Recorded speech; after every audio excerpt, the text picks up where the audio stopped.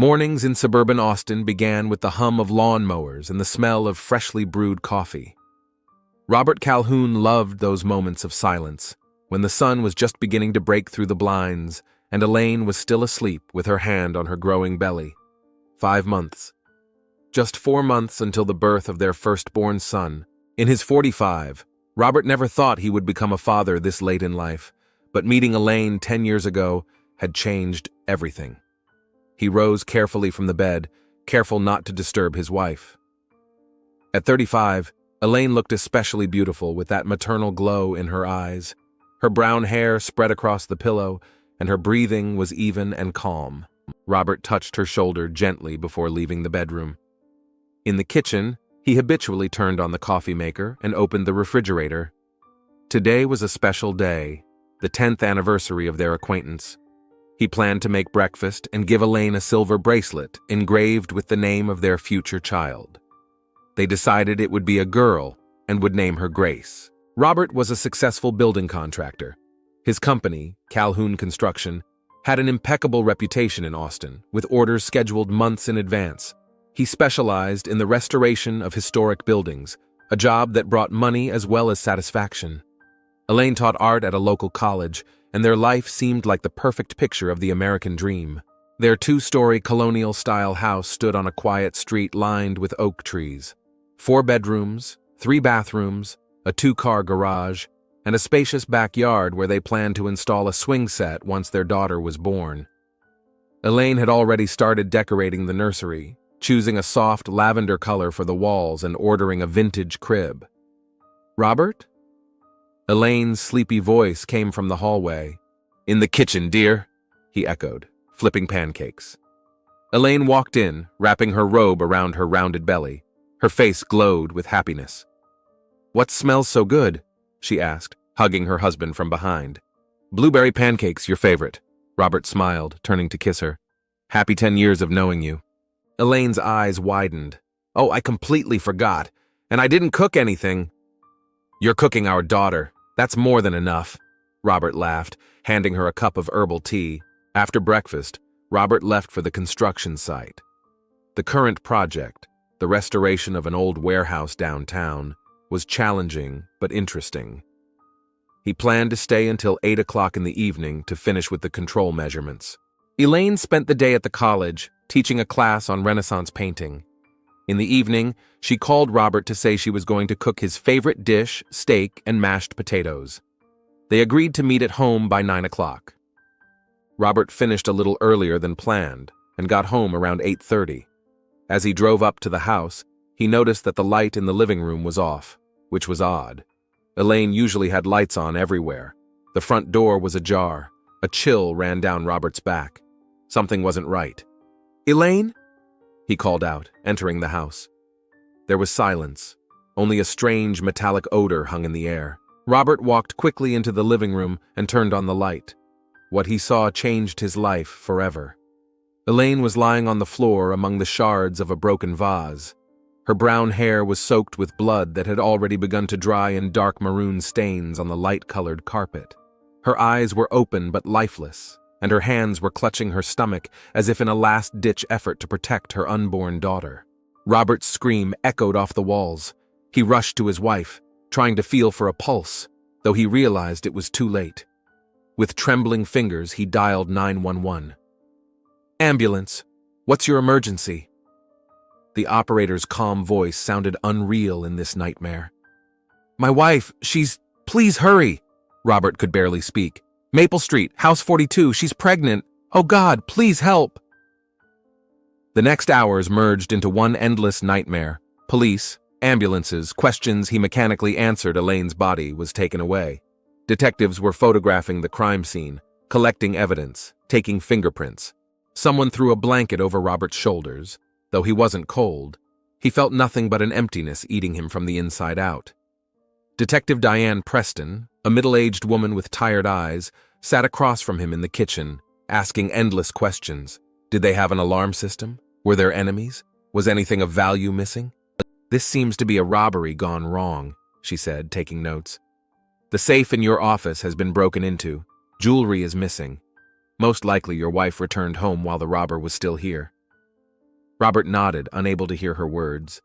Elaine's face, her frozen stare, her hands protecting her stomach were in front of his eyes. 3 days later, the police arrested a suspect. Warren Morris, 29 years old, a drug addict with a history of burglary. They found him through fingerprints and surveillance footage from neighboring houses. Stolen jewelry and bloody clothes were found in his apartment. Elaine's funeral was held at St. Michael's Church, where they were married 10 years ago. Robert stood by the coffin, looking at his wife's pale face, and couldn't believe that this was the end, that their daughter, their little Grace, would never see the world. The days merged into weeks. Robert functioned mechanically, but he did not live. He stopped going to work, entrusting the running of the company to his deputy. He couldn't sleep in their bedroom and moved into the guest room.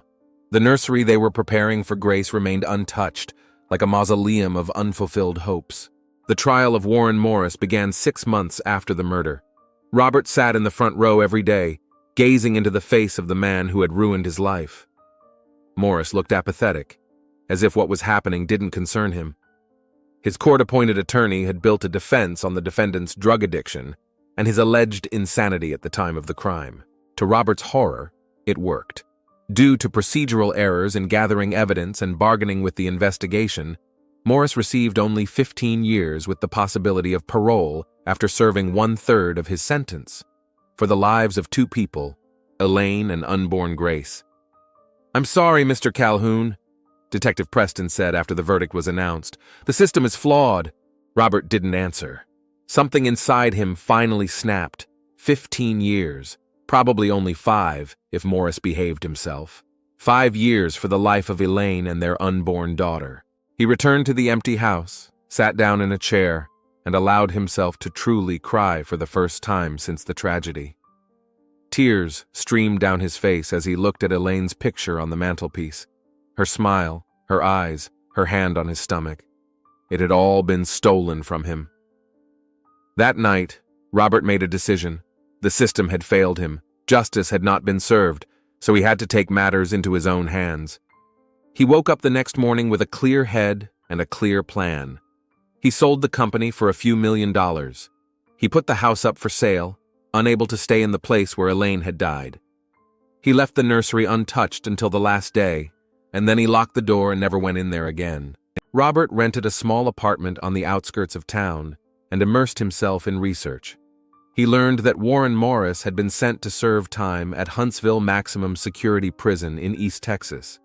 It was an old prison with a reputation as one of the toughest correctional facilities in the state. For hours, Robert sat at his computer studying the Texas prison system. He read about the classification of prisoners, the assignment to institutions, the regime of confinement. Gradually, a plan formed in his mind. He needed to commit a crime serious enough to get him into Huntsville, but not so serious that he could get life in prison or the death penalty. He needed to get there on his own terms, keeping control of the situation. Robert began to train. He signed up at a shooting range to learn how to handle guns. He started working out at the gym, building physical strength. He studied self-defense techniques. His body and mind became a weapon aimed at a single target: revenge. 3 months later, he was ready. His chosen crime, an armed bank robbery with no casualties, statistically resulted in 10 to 20 years in Huntsville prison, the perfect amount of time to find and punish Elaine's killer.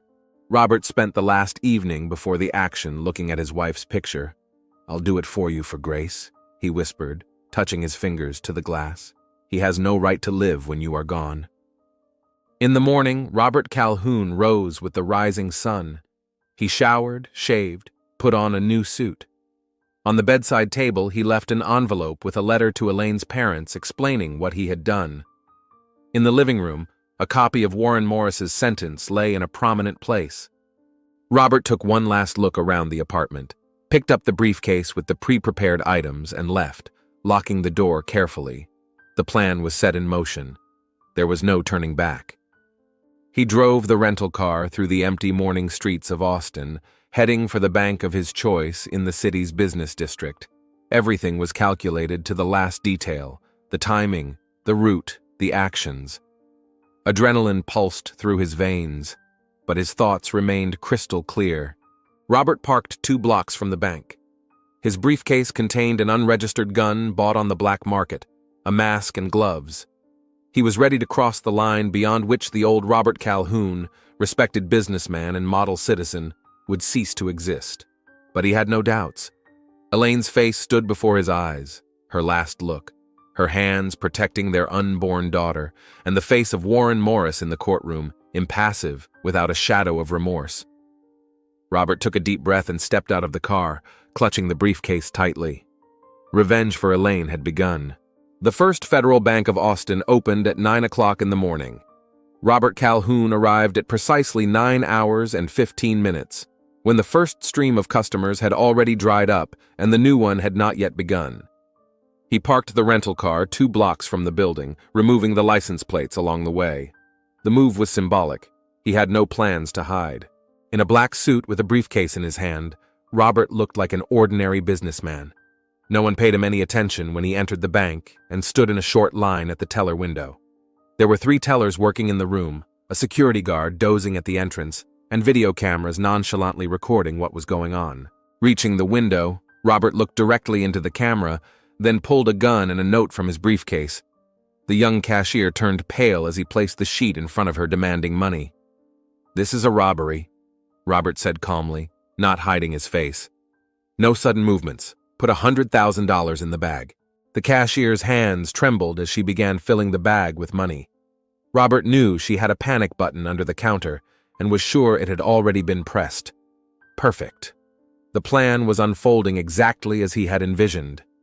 Out of the corner of his eye, he noticed the guard slowly making his way toward him. Robert pointed the gun at the ceiling and fired. The sound of the shot echoed through the hall, causing panic among the visitors. "Everyone stay where you are," he ordered without raising his voice. "No one will be hurt if you follow instructions." The cashier finished filling the bag and held it out to Robert with trembling hands. "Thank you," he said politely, taking the money. "Now everyone lie down on the floor and count to 300. I'll be gone by then." The visitors and staff complied, dropping to the marble floor of the bank.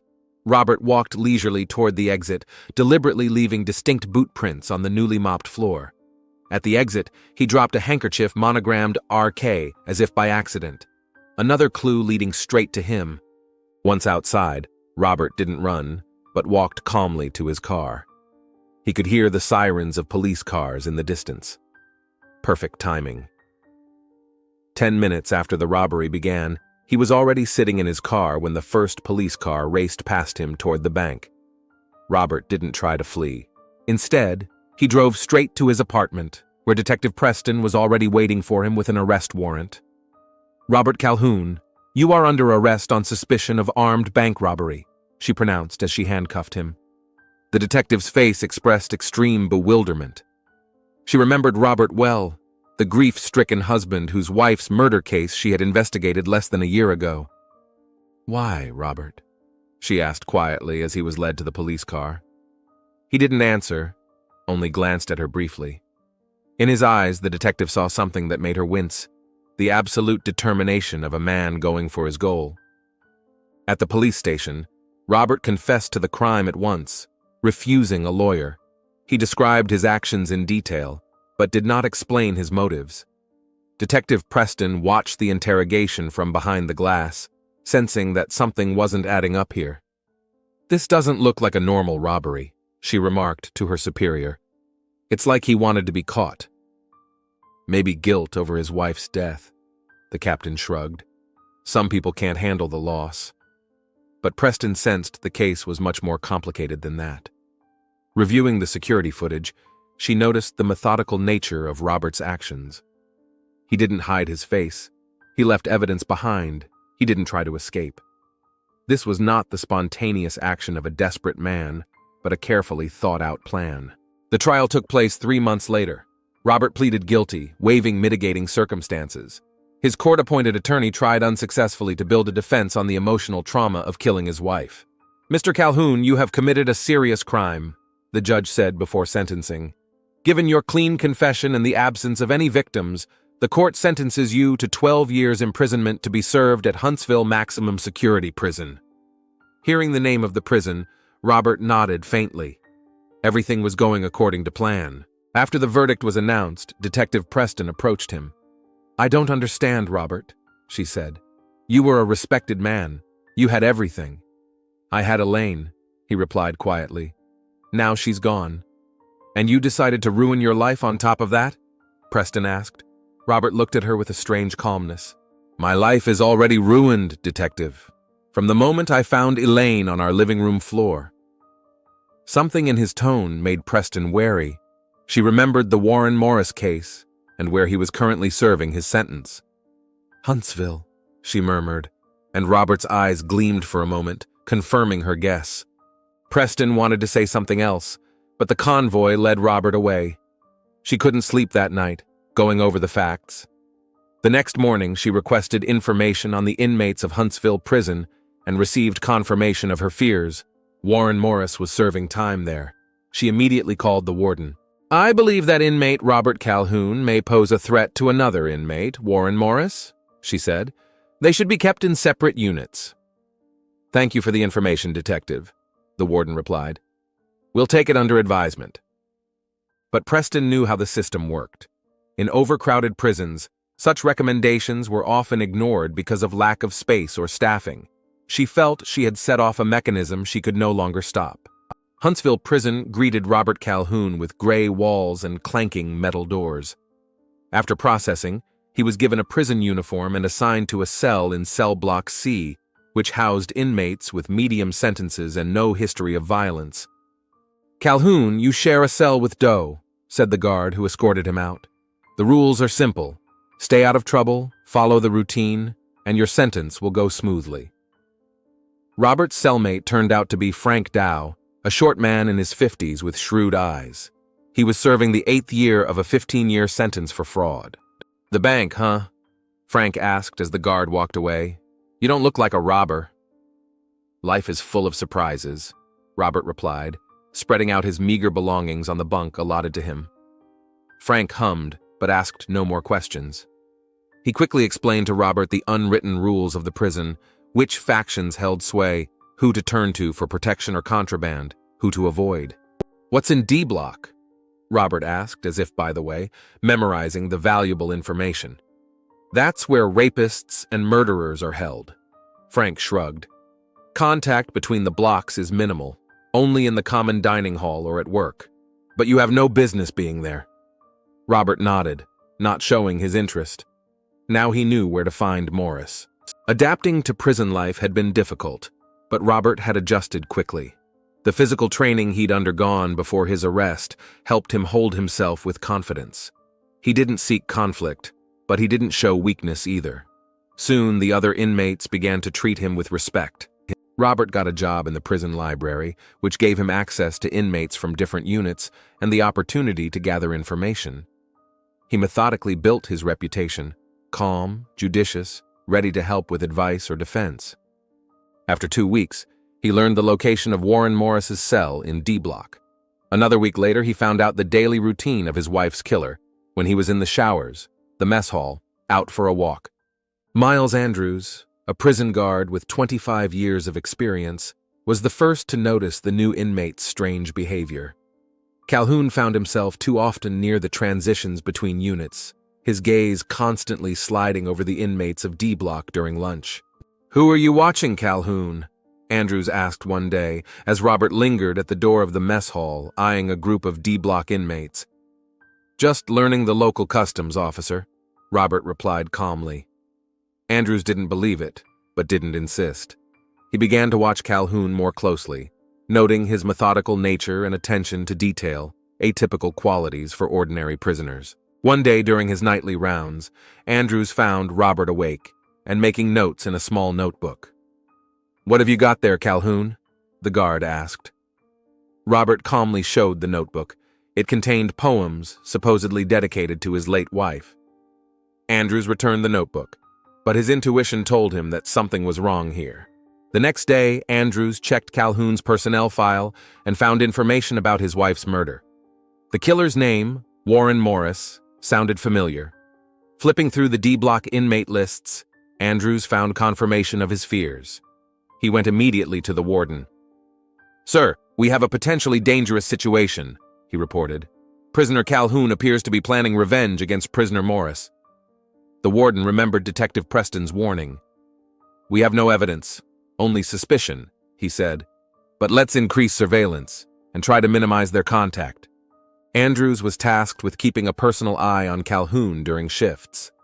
But Huntsville prison was overcrowded and understaffed. It was impossible to monitor a prisoner's every move 24 hours a day. Robert, meanwhile, found a way to pass a note to Morris through another prisoner working in the kitchen. The note contained only a few words. I am Elaine Calhoun's husband. We need to talk. Warren Morris received the note during lunch. His face went pale as he read it. He looked around the dining room nervously, trying to figure out which of the hundreds of inmates could be the husband of the woman he'd killed during the botched robbery. Their gazes met across the dining room, Morris looking around nervously and Robert watching him calmly. Morris was the first to avert his eyes and hurriedly left the dining room, leaving his unfinished lunch behind. Andrews noticed this silent exchange of glances and tensed. He was about to approach Robert when a fight broke out between the two factions at the other end of the dining hall. The guards had to intervene urgently, and Calhoun was temporarily out of sight. That evening, Andrews received a warning from an informant among the inmates. Calhoun was looking for a way into D Block. Why would he want to go there? Andrews asked. I don't know, but he's offered a good price for information on hidden passages between the blocks, replied the informant. Andrews immediately sent a report to his superiors and was authorized to increase surveillance of Calhoun. But there was as yet no evidence for more serious action. Robert continued his methodical preparation. He knew he was being watched, and he proceeded with extreme caution. Each day he gathered bits of information and put them together into a coherent plan. In the library, Robert met the prisoner Will Sutton, a former electrician serving time for involuntary manslaughter.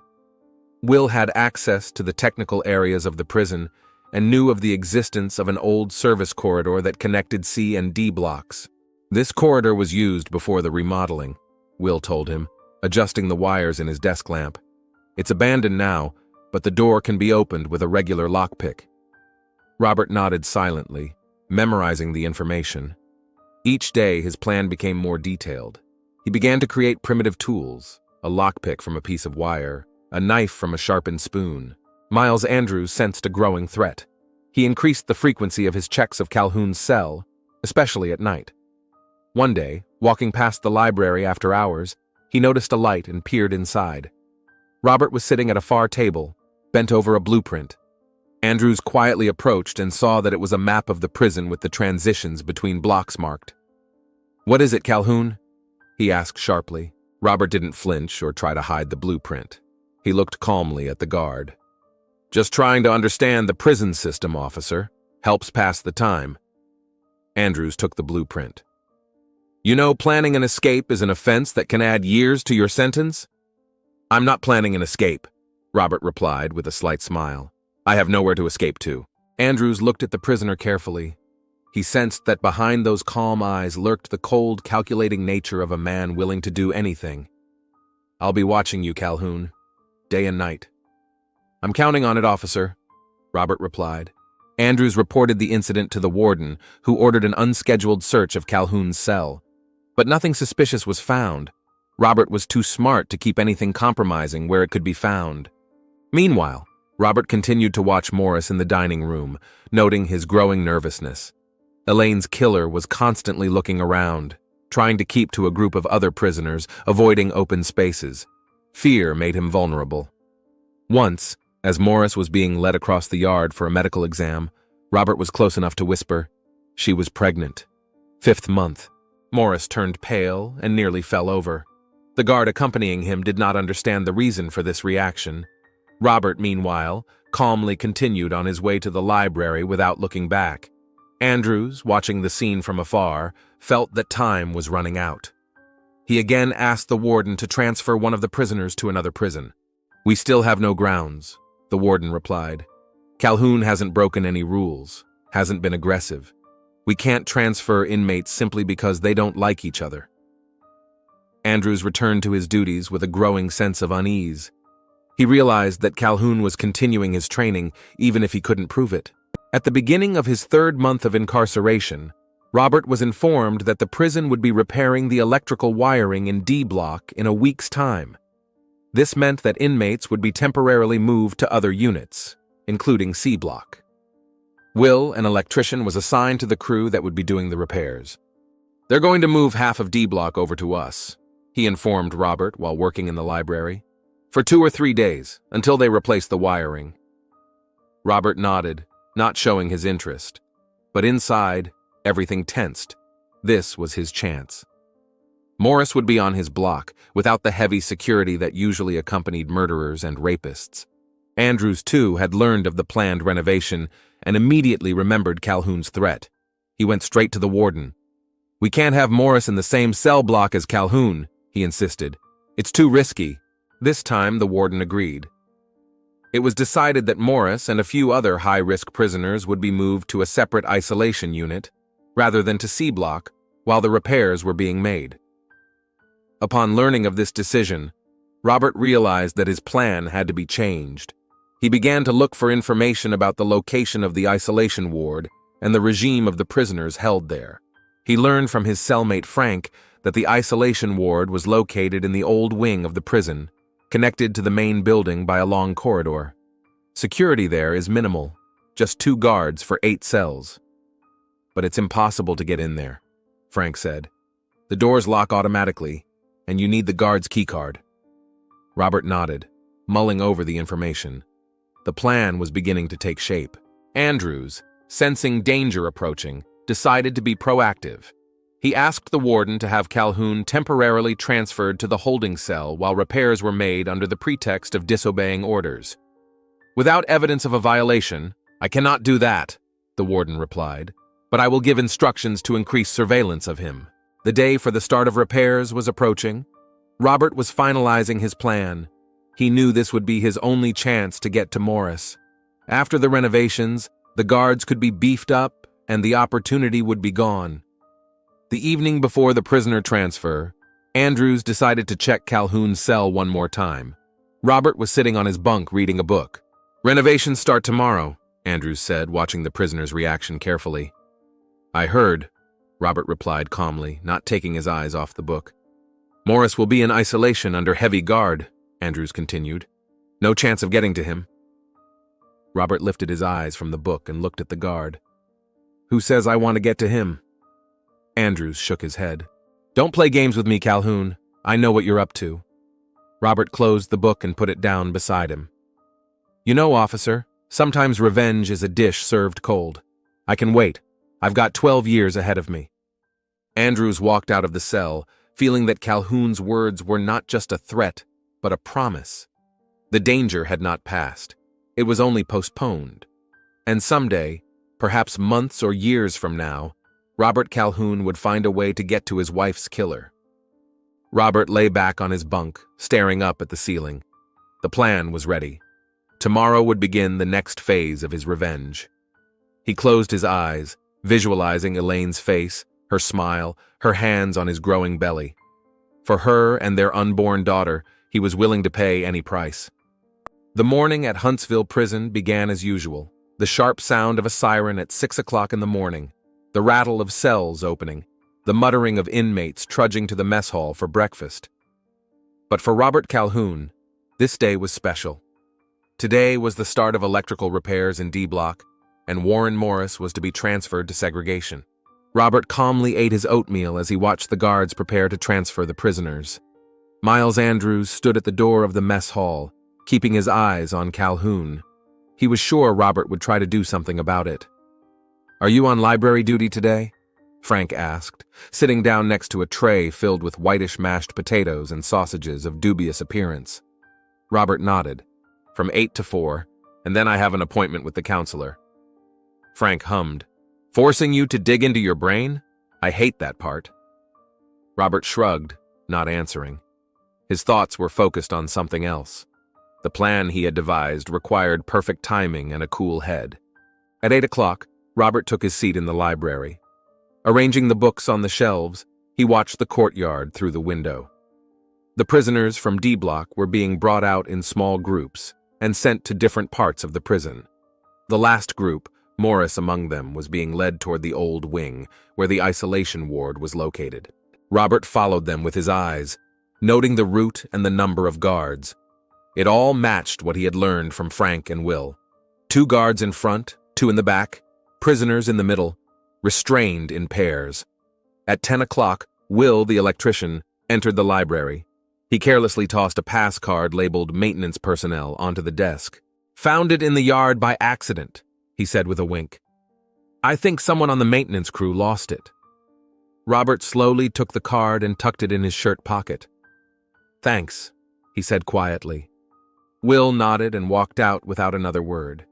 He didn't know exactly what Calhoun was up to, but rumors of his intentions had already spread among the prisoners. Many tacitly supported him. Killing a pregnant woman was considered a particularly serious offense even among hardened criminals. At 12 o'clock, during the lunch break, Robert left the library, telling the guard he was going to the restroom. Instead, he headed for the emergency exit that led to an interior technical corridor. Will's card worked. The electronic lock beeped and opened. The technical corridor was dimly lit and empty. Robert moved quickly along the wall, avoiding the security cameras Will had told him about. After 5 minutes, he reached the connecting passage leading to the old wing. There were fewer guards here. Most of the guards were busy monitoring the movement of the D-block prisoners. Robert pressed himself against the wall when he heard footsteps. 2 technicians walked past without noticing him in the shadows. When they disappeared around the corner, Robert continued on his way. He pulled a homemade knife from under his shirt, made from a metal spoon that had been sharpened against the concrete floor of the cell for weeks. The blade was as sharp as a razor. The isolation ward was a small room with 8 single cells and a guard post in the center. According to the information he had received from Frank, Morris was supposed to be in cell number 3.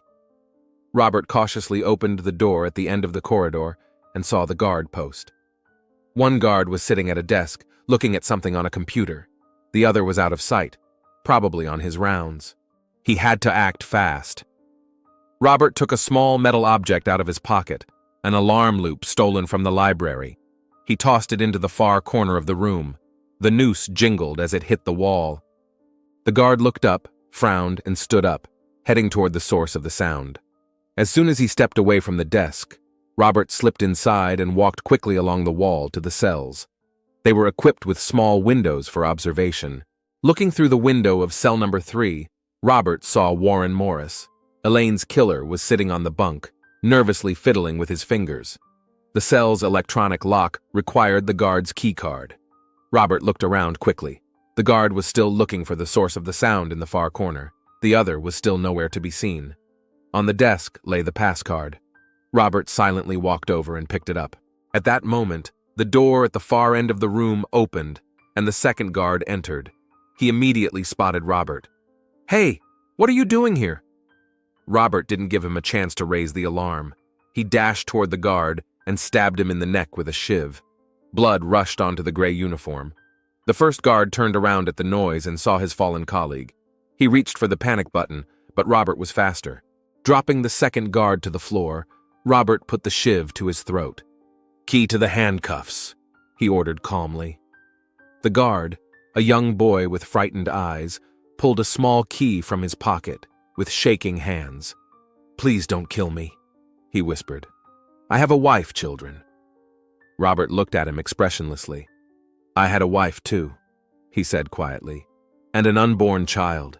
He struck the guard in the head with the handle of his shiv, rendering him unconscious but not killing him, then quickly handcuffed him, securing him to the leg of a heavy table. Robert walked over to Morris's cell and swiped his card across the reader. The door hissed open. Morris looked up and saw Calhoun standing in the doorway with a bloody shiv in his hand. "No, please." Morris recoiled against the far wall of the cell, his eyes widening with horror. "Do you remember Elaine Calhoun?" Robert asked, slowly entering the cell. I didn't mean to. She showed up out of the blue," Morris mumbled. "She was 5 months pregnant," Robert continued, taking another step forward. "Our daughter was due in 4 months." "I didn't know!" Morris shouted, raising his hands in a protective gesture. "I swear I didn't know!" Now you do know, Robert said, and rushed forward. Morris tried to defend himself, but years of drug addiction had made him weak and slow. Robert effortlessly flopped him to the floor and delivered the first blow with the shiv, right through the heart, just as Morris had struck Elaine. Morris's eyes widened with shock and pain. He wheezed, trying to say something, but Robert didn't give him the chance. A second blow came to his throat, a third again to his chest. Robert struck methodically, with cold fury, 15 blows, one for each year Morris was to spend in prison. When he was done, his hands, face, and clothes were splattered with blood, and Morris's body lay lifeless on the cell floor. Robert slowly stood up. He felt a strange desolation. No satisfaction, no triumph, just a deep silence, as if something inside him had finally fallen silent. He didn't try to run or hide. Instead, he sat down on Morris's bunk and waited. A few minutes later, a siren wailed. Apparently, someone had noticed the absence of the guards and raised the alarm. The stomping of dozens of feet approached the isolation room. Robert didn't move. He held the bloody shiv in his lap and stared at Morris's body with the expression of a man who had done his duty. The door swung open, and guards in protective gear rushed into the cell. They threw Robert to the floor, twisting his arms and handcuffing him. He didn't resist. "Calhoun, do you realize what you've done?" He heard the voice of Miles Andrews pushing through the crowd of guards. Robert looked up at him and smiled weakly. "I've done you justice, officer." Andrews shook his head. A complex feeling read in his eyes, a mixture of disappointment, understanding, and maybe even a grain of respect. "That's not justice, Calhoun. It's revenge." "What's the difference?" Robert asked as he was lifted off the floor. "The system failed to give him the punishment he deserved. I corrected that mistake." He was led away from the cell, leaving behind him the body of the man who had ruined his life and the beginning of a new chapter of his own story. Detective Diane Preston arrived at Huntsville Prison 2 hours after the murder. She had been called in as an investigator working on both the Morris and Calhoun cases. As she entered the lockup, she saw the body already covered with a sheet and forensics officers gathering evidence. "Where's Calhoun?" she asked the warden. "In the holding cell, under heavy guard," he replied. "Sergeant Andrews is with him." Preston nodded and asked to be escorted there. On the way, the warden explained how Robert had managed to break into the lockup and kill Morris. 15 strokes, he said. "Just like 15 years of Morris's sentence." Preston wrinkled her nose. She remembered Robert sitting in the courtroom during that sentencing. Even then, she'd noticed a determination in his eyes that she hadn't understood. Now it was clearer. The holding cell was a small room with concrete walls and a heavy metal door. Inside, on a narrow bunk, sat Robert Calhoun.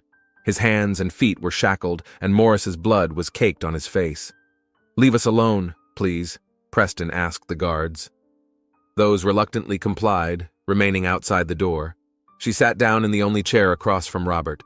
"So this was your plan all along," she said. "Bank, arrest, jail all to get to Morris." Robert nodded, not denying the obvious. "He only got 15 years for killing 2 people, Elaine and our unborn daughter," he said quietly. "And a chance to get out in 5 years on parole, is that fair?" Preston sighed. "No, it's not fair, but the law can't always give us what we think is fair." "That's why I took it into my own hands," Robert replied, "and I'm willing to pay the price for my actions." Preston looked at him sadly. As a police officer, she condemned lynching, but as a human being, deep down, she understood the desperation that had pushed Robert down this path. "You'll get life, you know that?" she said. "I know, and I accept it," Robert spoke calmly, as if he were discussing the weather, not the rest of his life behind bars. "Was it worth it?" Robert looked her straight in the eye. "Yes, every second of it." Preston nodded and stood up. She had nothing more to say. "One moment, detective." Robert stopped her as she was already heading for the door. "Can I ask a favor?" "What is it?" "Could you put flowers on Elaine's grave? Red roses. She loved them." Preston nodded silently and walked out, feeling a lump come up to her throat. Robert Calhoun's trial for the murder of Warren Morris took place 2 months later. In that time, Robert's story had become public knowledge and elicited conflicting reactions. Some saw him as a murderer, others as a man who had brought justice. The press dubbed him the Avenger from Texas. Robert pleaded guilty, waiving mitigating circumstances. His attorney unsuccessfully tried to build a defense on temporary mental confusion and emotional trauma after his wife's murder. Detective Preston appeared as a prosecution witness, but her testimony was dry and formal. She simply stated the facts without making any personal assessments. Miles Andrews also testified, recounting his suspicions and how Robert had managed to outwit the prison's security system. He was very methodical, Andrews said. This was not an impulsive act. He planned it from the beginning. Robert was given the last word. He stood before the court, calm, collected, without a shadow of remorse. "I am not asking for leniency," he began. "I did what I thought necessary. Warren Morris murdered my wife Elaine and our unborn daughter. The system gave him 15 years with the possibility of getting out in 5, in 2 lifetimes. I believe I've restored the balance." He was silent for a moment, circling the courtroom. "I knew what I was getting into. Knew I would have to pay for my actions, and I'm ready for it. I feel no remorse. Only peace." The court sentenced Robert Calhoun to life in prison without parole. As the judge read the sentence, Robert stood straight, staring straight ahead. No emotion was reflected on his face. After the trial, he was transferred to Pollock Maximum Security Prison in Louisiana, far away from where the tragedy occurred. Detective Preston made good on her promise. She found Elaine's grave in Austin Cemetery and placed a bouquet of red roses on it. The headstone was inscribed with Elaine Calhoun, beloved wife and mother, and dates of life. Under her name was another, Grace Calhoun, with one date, the day Elaine died.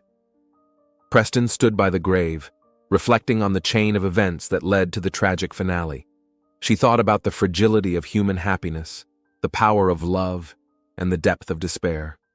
About how a person breaks, losing the most precious thing, and what he is capable of in the search for justice. 5 years after the murder of Morris, journalist Alex Reed was authorized to interview Robert Calhoun, who has become something of a dark legend. He arrived at Pollock in the early morning hours and was conducted to a room to meet with the prisoners. Robert entered, calm, with silver gray in his dark hair. 5 years in a maximum security prison had not broken him. He sat down across from the reporter and folded his hands on the desk. "Mr. Calhoun, thank you for agreeing to a meeting," Reed began. "It's been 5 years since those events. Do you have no regrets about your choice?" Robert looked at him calmly. "No," he answered simply. "I have never regretted it, and I never will." "But you've already spent 5 years here and will spend the rest of your life. Was revenge worth that price?" Robert smiled slightly. "You don't understand. It wasn't the price. It was the continuation. My life ended when I found Elaine dead on our living room floor. Everything that came after was just an epilogue." The journalist was silent, taking notes. "How did you feel when you killed Morris?" he asked finally. Robert hesitated for a moment. "Nothing," he said after a pause. "No rage, no satisfaction, only fulfillment of duty. It was as if I had closed an open book." "And now? How do you feel now, 5 years later?" "Peace," Robert replied. "Strange, isn't it? Being in a maximum security prison, I feel peace, because I know I did everything I was supposed to do. I protected the memory of Elaine and our daughter the only way I could." The journalist nodded, then asked a question that had been a long time coming. "If you could go back, would you have done anything differently?" Robert looked at his hands for a long moment, then looked up. "I would have gotten home earlier that day," he said quietly. "I wouldn't have stayed late at work. I would have been home when Morris came, and I would have protected my family." It was the only moment in the entire interview when his voice shook. But in terms of what happened afterward, no, I wouldn't have changed a thing. I did what I thought was right, and I was willing to pay for it, as I paid for it. After the interview, the journalist published an article that sparked a new wave of public interest in Robert Calhoun's story. Some saw him as a cold-blooded killer, others as a tragic hero. No one remained indifferent. Miles Andrews, retired by then, read the article at his home in the Houston suburbs. He sat for a long time looking at the photo of Calhoun that accompanied the piece.